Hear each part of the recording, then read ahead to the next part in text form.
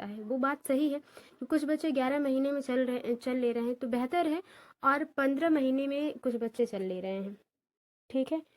तो ये बात है कि हाँ, व्यक्ति सभी लोग हैं, लेकिन व्यक्तियों में विभिन्नता, ये एक चैप्टर ही है अलग सीडीपी में, आपने अगर पढ़ा होगा तो, और पढ़ा ही होगा क्योंकि जाहिर सी बात है एग्ज़ाम बहुत ही नज़दीक है, तो आपने नोट्स बनाए होंगे। तो व्यक्तिगत विभिन्नता हर व्यक्ति में होती है, चाहे वो एक ही समय पे पैदा हुए, अगर दो जुड़वा बच्चे होते हैं फिर भी उनमें व्यक्तिगत विभिन्नता होती है, उनमें समानताएं बहुत कम पाई जाती हैं। ऑप्शन देखते हैं कि क्या है, यानी कि पहला भी सही है और कथन भी सही है, और क्या, तर्क भी सही है, यानी कि तर्क जो है वो कथन की व्याख्या कर रहा है। ए और आर यानी असर्शन और रीजन से इंग्लिश में इसको कहा जाता है, इसलिए ए आर से इस तरह से लिखा जाता है। ए और आर दोनों सही हैं और आर सही व्याख्या करता है ए की। ऑप्शन पहला ही मिल गया, बहुत सारे ऑप्शन पढ़ने की जरूरत नहीं है क्योंकि आपको कथन और तर्क दोनों सही हैं, तो ए और आर दोनों सही हैं तथा आर सही व्याख्या करता है ए की। बिल्कुल पहला ऑप्शन ही जो है बिल्कुल सही हो जाएगा। आगे देखते हैं, विकास निम्न में से किस पर निर्भर है? अनुवांशिक बनावट पर, यानी कि जो माता पिता से हमें मिलते हैं गुण उन पर, भौतिक वातावरण जो हमारे आसपास पड़ोस में हो रहा है, जो हम जिसमें हम रह रहे हैं, जैसे भी इन्वायरमेंट या वातावरण में, सही बात है। सामाजिक सांस्कृतिक कारक, यानी जो जिस समाज में जिस संस्कृति में हम पल बढ़ रहे हैं वो, तो हाँ, हमारे विकास में इन सब का योगदान होता है, यानी कि पहला भी सही है, दूसरा भी सही है, तीसरा भी सही है। तो किस ऑप्शन में वो ऑप्शन है? चौथे ऑप्शन में है, पहला, दूसरा, तीसरा बिल्कुल सही हो जाएगा। बहुत ही आसान है ये सारे प्रश्न। किस अवस्था में प्रतीकात्मक खेल बढ़ता है तथा संज्ञानात्मक विकास को समर्थन देता है? यानी कि कौन सी ऐसी अवस्था है, शैशवावस्था, प्रारंभिक अवस्था, मध्य बाल्यावस्था या किशोरावस्था में कौन सी ऐसी अवस्था है जो प्रतीकात्मक खेल को बढ़ाता है? यानी कि जो चीजें हमें प्रत्यक्ष रूप से दिख रही हैं उनके साथ हमें संज्ञान मिलता है। क्या मिलता है? संज्ञान, सोचने और तर्क करने की क्षमता मिलती है, ठीक है। तो ये कौन सी शैशवावस्था तो होगी नहीं, क्योंकि इसमें सोचना कुछ हद तक भी हम नहीं सोच पाते हैं। हाँ, प्रतीकात्मक खेल आप समझ रहे हैं कि जहाँ पे हम इमेजिनेशन करते हैं, प्रतीकात्मक यानी कि जहाँ पे हम इमेजिन करते हैं, कल्पना करते हैं, एक प्रतीक रखते हैं अपने माइंड में कि हाँ, टॉम एंड जेरी में बच्चे जो होते हैं छोटे क्या करते हैं, टॉम एंड जेरी देखते हैं तो वो सोचते हैं कि जो है इसमें जो जीत रहा है वो मैं हूँ, ठीक है, टॉम एंड जेरी में। तो वो एक इमेजिनेशन होता है बच्चों में। तो ये कब होता है? ये प्रारंभिक बाल्यावस्था में होता है, ठीक है। आई होप आप समझ पा रहे होंगे जो मैं समझाने की कोशिश कर रही होंगी। दूसरा ऑप्शन बिल्कुल सही हो जाएगा। आगे देखते हैं, निम्न में से बच्चों के प्राथमिक समाजीकरण की संस्था कौन सी है? यानी कि प्राथमिक समाजीकरण, ये दो टॉपिक ऐसे हैं जो बहुत ही इंपॉर्टेंट हैं, और कुछ ऐसे टैग वर्ड्स होते हैं जिनसे हम अधिकतर क्वेश्चन सही कर सकते हैं सीडीपी या पैडागोगी में, ठीक है। तो हाँ, किताबें और पत्रिकाएं सही है, ये भी, मीडिया भी, धार्मिक संस्थान भी, परिवार भी। इसमें सबसे प्राथमिक पूछा गया है तो परिवार, ठीक है, क्योंकि सबसे पहले जो समाज हमें दिखाई देता है वो हम परिवार से ही सीखते हैं। चलना, बोलना, बैठना, बातें करना, सारी चीज़ों का जो समझ है वो हम अपने परिवार से ही सीखते हैं। चौथा ऑप्शन बिल्कुल सही हो जाएगा, चौथे का चौथा आंसर। एक 5 वर्ष के बच्चे यह तर्क करने में विफल रहते हैं, या एक 5 वर्ष की बच्ची है जो यह तर्क करने में विफल रहती है कि जब पानी को एक लंबे संकीर्ण गिलास में से एक चौड़े बर्तन में स्थानांतरित करते हैं। यानी कि क्वेश्चन को ऐसा एक बार में पढ़िए कि वो आप समझ ले एक ही बार में, दोबारा उस क्वेश्चन को न पढ़ना पड़े। इससे टाइम भी आपकी बचती है और आप बहुत ही कामली, बहुत ही सोच समझ के आंसर्स को टिक कर पाते हैं। कहा जा रहा है कि एक पतले से जो है संकीर्ण गिलास में पानी भरा जा रहा है, एक बच्ची सोच रही है, और इसी पानी को हम अगर किसी चौड़े बर्तन में भर देते हैं तो पानी की मात्रा समान रहती है, ठीक है। ये समझ नहीं पा रही है बच्ची, उसको लग रहा है कि इसमें जो है कम पानी है, और नहीं, इसमें ज़्यादा पानी है क्योंकि यहाँ तक भरा है, और ये चौड़े पानी में इसका स्तर जो है वो कम हो जाएगा, तो यहाँ तक भरा है, तो इसका मतलब कि इसमें ज़्यादा है पानी और इसमें क्या है, पानी कम है, ठीक है। वो ये नहीं समझ पाते कि इसमें जितना पानी है उतना पानी इसमें भी है, यही बताया जा रहा है ना। तो पियाजे के अनुसार इसका क्या कारण है कि बच्चे ये नहीं समझ पा रही है? वह प्रतिवर्ती सोच नहीं रखती। प्रतिवर्ती सोच आप समझते हैं कि अगर व से क बना दिया जाए तो बच्चे ये समझ पाए कि अगर हम क से फिर हम व को पा सकते हैं, ठीक है, ये प्रतिवर्ती सोच होती है। ये नहीं रखती। वह लक्ष्य निर्देशित व्यवहार नहीं कर सकती। वह प्रतीकों का इस्तेमाल नहीं कर सकती, वह नकल नहीं कर सकती। तो पांचवे का जो सही आंसर है वो आप समझ ही गए होंगे, क्योंकि पहला ही ऑप्शन बिल्कुल है कि वो क्या है, वो प्रतिवर्ती सोच नहीं रख सकती, प्रतिवर्ती सोच नहीं रख सकती। यही ऑप्शन बिल्कुल सही होगा। और क्यों होगा मैंने आपको बताया। वाइगोत्स्की के सिद्धांत के अनुसार हमारी संज्ञानात्मक संरचनाओं की बनावट व हमारी संज्ञानात्मक प्रक्रिया में बदलाव किसके द्वारा होता है। देखिए, जो कॉग्निटिव थिंकिंग है हमारी, उसमें क्या है, उसमें यह है कि हम तर्क जो है एक स्टेज के हिसाब से करते हैं। और यहाँ पे वाइगोस्की जी का नाम आया है, पियाजे जी का नहीं। तो देखते हैं इनाम, तो इनाम की बात तो वाइगोस्की जी करते नहीं। सांस्कृतिक उपकरण, स्कीमा और संज्ञानात्मक द्वंद्व। तो देखिए, इसमें इनाम की बात नहीं करते हैं, ये स्कीमा की बात नहीं करते, क्योंकि स्कीमा की बात पियाजे जी करते हैं, वाइगोत्स्की जी नहीं। ठीक है। और संज्ञानात्मक द्वंद्व की भी ये बात नहीं करते हैं। लेकिन सांस्कृतिक उपकरण यानी कि जो समाज में आसपास हमें मौजूद है, ठीक है, सांस्कृतिक परिप्रेक्ष्य से वो समझते हैं। दूसरा ऑप्शन बिल्कुल सही हो जाएगा। इसमें बहुत थिंकिंग करने की जरूरत नहीं है। और ये भी कहा जाता है कि जब भी वाइगोत्स्की के क्वेश्चन हम हल करें तो आप अपने माइंड में एक जो है सांस्कृतिक नैतिकता, मौलिकता को लेके रखिए अपने मन में, तब जाके उनके क्वेश्चंस को सॉल्व करिए, आप सही कर पाएंगे। वाइगोत्स्की के अनुसार इनमें से कौन सा कारक संज्ञानात्मक विकास में महत्वपूर्ण भूमिका निभाता है।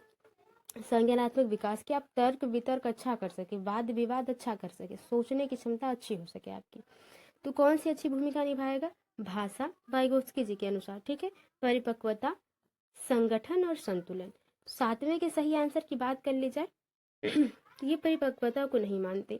ये मानते हैं अगर आप परिपक्व हैं तो क्या हुआ, अगर आपके पास भाषा न हो तो आप अपने बातों को दूसरे के समक्ष नहीं रख सकते। ठीक है। तो पहला ऑप्शन बिल्कुल सही हो जाएगा। ठीक है ना। संतुलन की बात, संगठन की बात, ये अधिकतर पियाजे जी करते हैं। संरक्षण की बात यानी कि समूह में चर्चा करना यानी कि ग्रुप डिस्कशन, और सकारात्मक शिक्षक छात्र संबंध यानी कि ऐसा शिक्षक छात्र का संबंध हो जहाँ पे आप अच्छी बातों को सीख पाएं। अच्छी बातों का कहने का मतलब है कि वो आपकी बातों को सुने और आप टीचर की बातों को सुने, आपके जो डाउट है वो सॉल्व हो जाए टीचर के पास जाने पर। ठीक है। किस कक्षा की विशेषता है, तो प्रगतिशील कक्षा, पाठ्य पुस्तक केंद्रित कक्षा कक्ष, पाठ्य पुस्तक जो केंद्रित कक्ष होगा उसमें सिर्फ पुस्तकों पर आप निर्भर होंगे, जो कि सही नहीं है।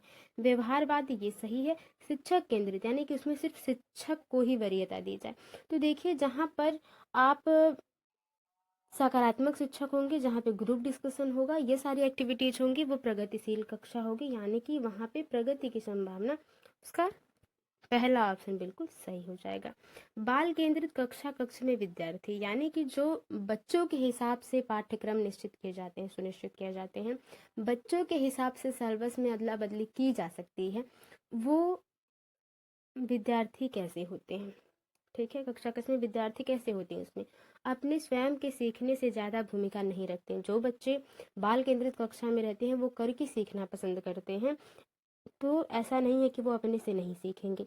ठीक है। ये तो बिल्कुल नहीं हुआ। ज्ञान के सक्रिय निर्माता हैं, कोरी पट्टी के रूप में देखे जाते हैं, नहीं।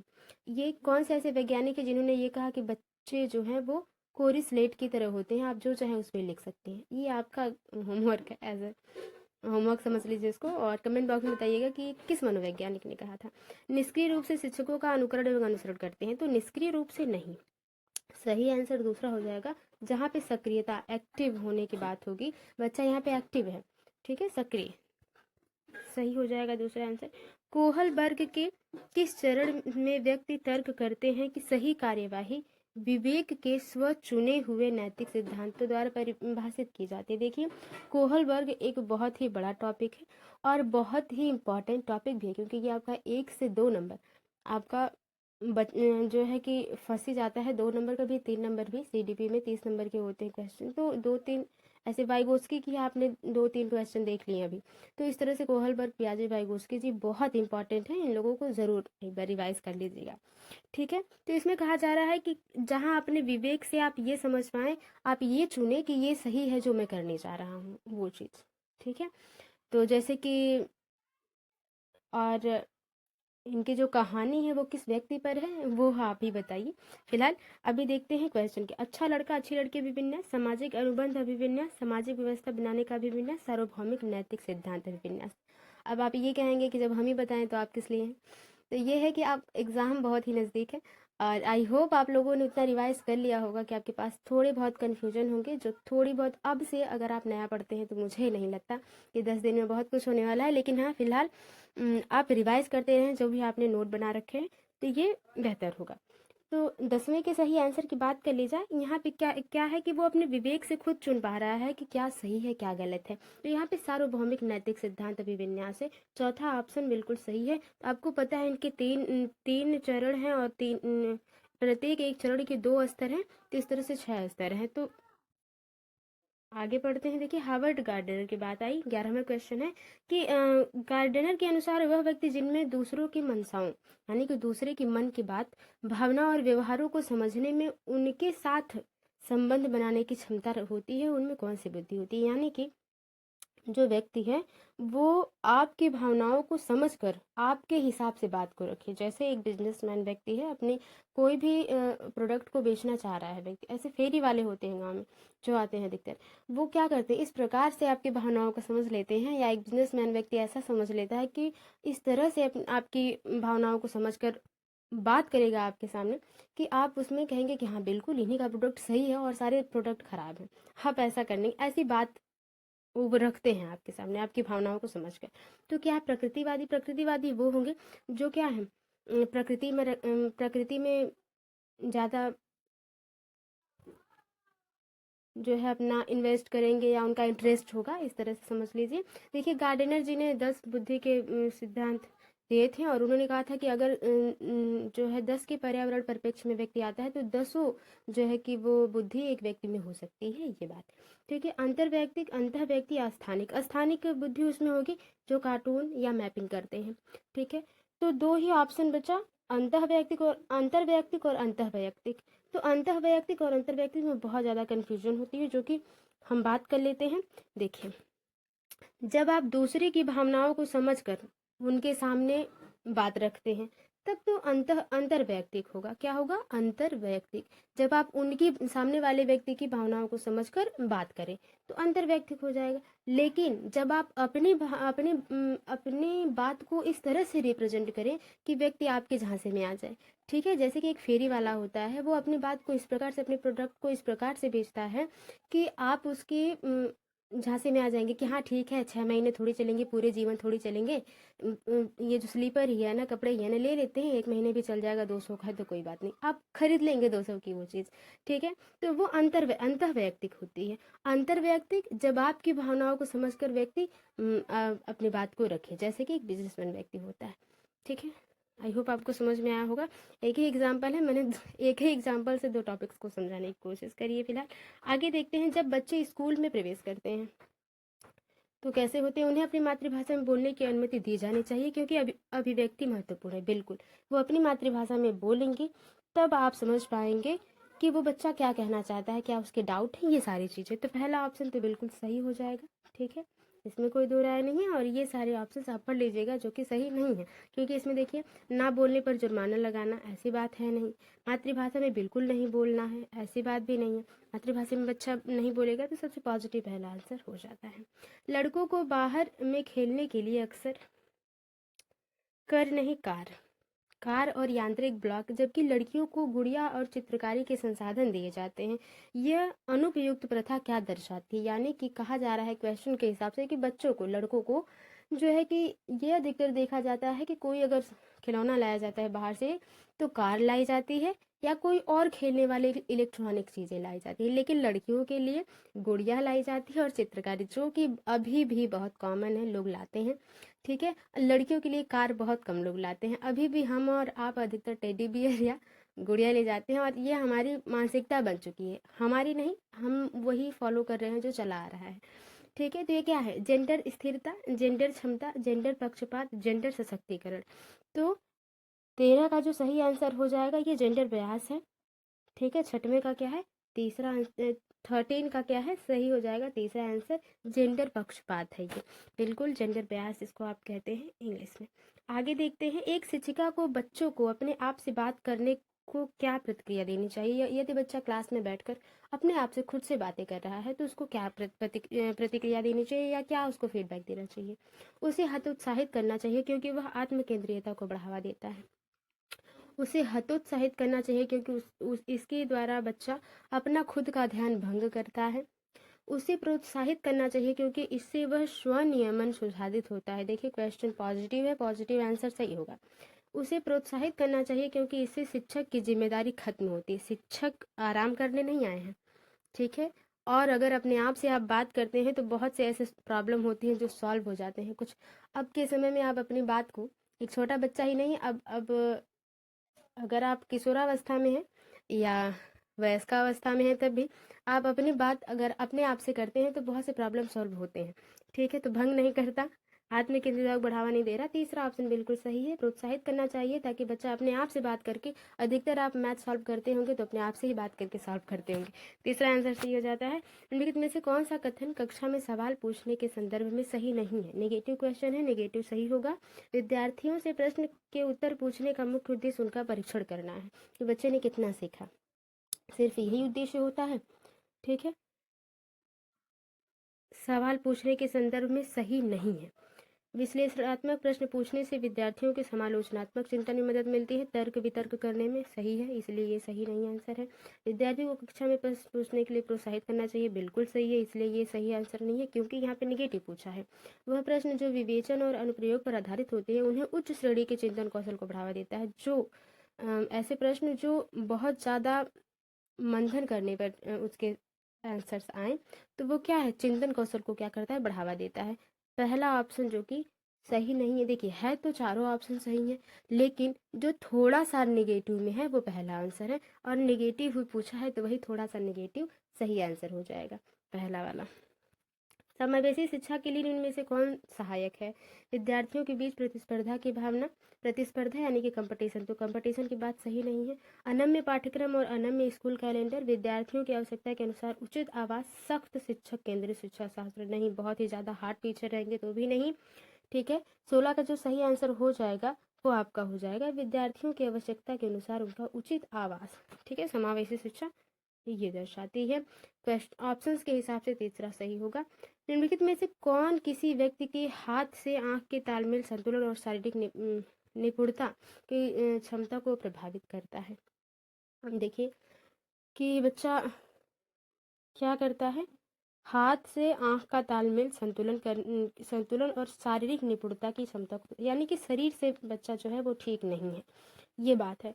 तो गुणज वैकल्य वो हो जाएगा, कहीं कहीं वैफल्य होता है, कहीं कहीं वैकल्य होता है, जिसे डिस्कैलकुलिया यहाँ पे कहा जाएगा, ठीक है। यानी कि गुणज गणित में तो ये पूछा नहीं है। पठन वैकल्य, भाषा वैकल्य, तो गति समन्वय वैकल्य कि बच्चा अच्छे से गति नहीं कर पाता, शारीरिक निपुणता है, तालमेल आंख और हाथ से नहीं बिठा पा रहा है, तो वो चौथा ऑप्शन बिल्कुल सही हो जाएगा। आगे देखते हैं, विद्यार्थी के सफल समावेशन के लिए जिन्हें दृष्टि बाधिता है, यानी कि जो बच्चे अच्छे तरीके से नहीं देख सकते, एक शिक्षक को क्या करना चाहिए उनके लिए? आसपास के चित्र रूपी सामग्री में मौखिक स्पष्टीकरण जोड़ें, इन विद्यार्थियों को हस्तलिखित नोट दें, विषय वस्तु को पढ़ने के लिए ब्लैक बोर्ड का प्रयोग करें, उन्हें स्कूल के एक अलग संकाय में दाखिला दें। तो आप अलग संकाय में क्यों दाखिला देंगे? क्या बच्चे वो दूसरों से अलग है? नहीं, थोड़ी सी दिक्कत है बच्चे में कि थोड़ा बच्चा अच्छे से देख नहीं पाता, बस ये दिक्कत है। तो उसमें क्या करेंगे आप? आसपास के चित्र रूपी सामग्री में मौखिक स्पष्टीकरण, आप जो है बोलकर, मौखिक स्पष्टीकरण यानी कि बोलकर उनके डाउट को क्लियर कर दें। पहला आंसर बिल्कुल सही हो जाएगा। आगे है, जनजातीय समूहों के विद्यार्थियों के सफल समावेशन के लिए एक शिक्षिका को निम्न में से किससे बचना चाहिए? ठीक है, किससे बचना चाहिए? वो भी कौन? जनजातीय समुदाय, जो बच्चे पिछड़े वर्ग से बिल्कुल आते हैं। क्या करने से बचना चाहिए? नेगेटिव क्वेश्चन है, इस तरह से घुमा के क्वेश्चन पूछा है, ये नेगेटिव क्वेश्चन है, नेगेटिव ऑप्शन सही होगा। उनके दैनिक जीवन और परिवेश से उदाहरण शामिल करना चाहिए, ऐसे उदाहरण दे जो उनके जो है आस पास पड़ोस में मिलता हो, बिल्कुल सही है, इसलिए आपका आंसर नहीं है क्योंकि नेगेटिव पूछा है। उनके सामाजिक सांस्कृतिक संदर्भ को महत्व और सम्मान देना चाहिए, बिल्कुल, जिस भी वो इन्वायरमेंट से आए हैं उन्हें आप सम्मानित करें, बिल्कुल सही है, उनका सम्मान करें। पाठ्यक्रम में उनके सांस्कृतिक में प्रचलित लोकगीत और गीतों को शामिल करना बिल्कुल। अगर आप कोई एग्जाम जैसे बच्चे बोर हो जाते हैं तो हम कहते हैं कोई बच्चा गाना गाना चाहता है या ऐसे प्रोग्राम होते हैं जिसमें, तो वो अपनी जनजाति अगर लोकगीतों को रखते हैं तो सही है, इसमें कोई गलत नहीं है, बिल्कुल ये सही है। इसलिए ये सही आंसर नहीं है क्योंकि यहाँ पे निगेटिव पूछा है। चौथा ऑप्शन क्या कह रहा है कि उन संप्रत्ययों को पढ़ाना, यानी कि उन कॉन्सेप्ट, संप्रत्यय मतलब कॉन्सेप्ट को पढ़ाना जो उनके जीवन के लिए पूरी तरह से अप्रासंगिक यानी कि अनुचित हो। तो ऐसी बात है नहीं, चौथा ये नेगेटिव है, यही सही हो जाएगा। आगे देखते हैं निम्नलिखित में से कौन सा विकल्प दिए गए दिव्यांगता और संबंधित विद्यार्थियों के समावेशन हेतु यथोचित संयोजन रणनीति का सही युग्म है। देखिए, ध्यान न्यूनता, न्यूनता अति क्रियाशीलता विकार, यानी कि बच्चा खुद में ही सोच रहा है, जैसे अपने आप में ही एक ही जगह पर ध्यान केंद्रित कर पा रहा है, तो वो क्या है, लंबी अवधि की फिल्में दिखाएंगे तो वो सही हो जाएगा। स्वलीनता, स्वलीनता वो हो जाएगा जो बच्चा अपने आप में ही रह जाए, अपने आप से हमेशा बातें करे, कोई भी प्रॉब्लम हो किसी से जाहिर न करे, खुद में ही लगा रहे, तो उसको क्या करेंगे, जितना हो सके एक ही समय सारणी में लिप्त रखें। हाँ, स्वलीनता बच्चे में क्या है, हम ये कर सकते हैं कि जो समय सारणी, जो उसका रूटीन बना हुआ है डेली, उसको ही हम फॉलो करवाएं ताकि बच्चे को ज़्यादा प्रॉब्लम ना हो और धीरे धीरे करके वो उससे निकल सके। ठीक है, देखिए, स्वलीनता और आत्म केंद्रीयता और नियमता, ये चीज़ें थोड़ी थोड़ी सी डिफरेंस है, क्वेश्चन के हिसाब से, ऑप्शन के हिसाब से ये जो है बदल जाती हैं। आई होप आप समझ पा रहे होंगे। पठन वैकल्य जटिल गणना का पर आधारित प्रश्न दें, यानी कि बच्चा पढ़ने में तो वैसे भी ठीक नहीं है और आप उसको जटिल दे, कठिन दे। वाकवादिता, बोलने में दिक्कत हो बच्चे को और मूल्यांकन के केवल मौखिक रूप से को आप स्वीकार करें। बच्चा बोल भी नहीं पाता है और आप क्या कर रहे हैं, उससे मौखिक ही पूछ रहे हैं, बच्चा बोल नहीं पाएगा अच्छे से तो कहाँ मौखिक करेगा, नहीं। तो देखिए, यहाँ पे इसकी प्रॉब्लम दी है, यहाँ पे इसका सोल्यूशन दिया है, ये दिया है इसमें क्वेश्चन में। तो स्वलीनता जितना हो सके एक ही समय सारणी में लिप्त रखें, यही सबसे सही आंसर हो जाएगा, क्योंकि ये इसका जो विकार है इससे ठीक किया जा सकता है, इससे तो बिल्कुल सही है। आगे देखते हैं। देखिए, असर्शन और रीजन से फिर क्वेश्चन आया कि शिक्षकों को निर्णय लेने में, यानी कि शिक्षक अगर कोई निर्णय ले रहा है तो विद्यार्थियों को शामिल करना चाहिए बिल्कुल, और कक्षा में सक्रिय भागीदारी को प्रोत्साहित करना चाहिए। समझ रहे होंगे बात को। अधिगम शिक्षक द्वारा विद्यार्थी को सीधा हस्तांतरित किया जाना चाहिए, यानी कि जो भी आप सिखाना चाहते हैं सीधे बच्चों को सिखा दें। ठीक है, उसमें ज़्यादा तामझाम करने की जरूरत नहीं है, ये वाली चीज़ें। ठीक है, तो देखिए, पहला तो बिल्कुल सही है, लेकिन ये जो सीधे सीधे बात कही गई है ये सही नहीं है। ठीक है, तो ए और आर दोनों सही है, नहीं, ए और आर दोनों सही है, नहीं, ए सही है लेकिन आर गलत है, यही ऑप्शन सही हो जाएगा।